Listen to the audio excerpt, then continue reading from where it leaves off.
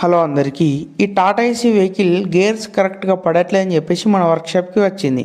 So gear box down చేసి clutch plate and pressure ప్లేట్ని బయటికి తీసి చూస్తే ఈ ప్రెషర్ ప్లేట్లో ఒక్క రెండు పిన్నులు అయితే బెండ్ అయిపోయి ఉండే.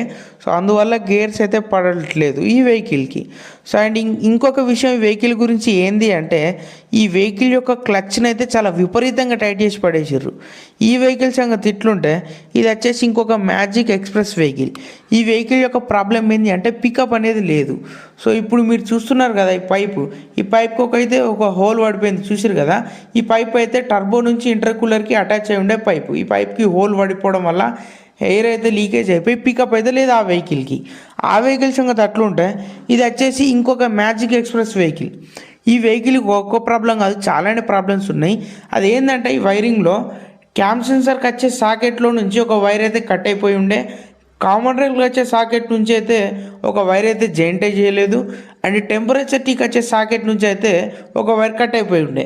అండ్ ఈ ఇంజెక్టర్స్కి అటాచ్ అయి ఉండే ఓవర్ఫ్లో పైప్కి డ్యామేజ్ అయిపోయి వెహికల్ నడుస్తుండగా చాలా డీజిల్ అయితే లాస్ అయిపోయారు కస్టమర్. సో ఈ ఎయిర్ ఫిల్టర్ అయితే ఏ శతాబ్దంలో క్లీన్ చేసారో మనకైతే తెలియదు. నేను ఎలా కొడితే అలా డస్ట్ బయటకు అయితే వస్తుంది. సో ఇట్లా మెయింటైన్ చేస్తే ఎట్లా? చాలా దారుణంగా అయితే ఉన్నది వెహికల్ యొక్క కండిషన్. ఈ టర్బో అవుట్లెట్ అయితే విరిగిపోయింది. సో ఆ అవుట్లెట్ అయితే ఇదే.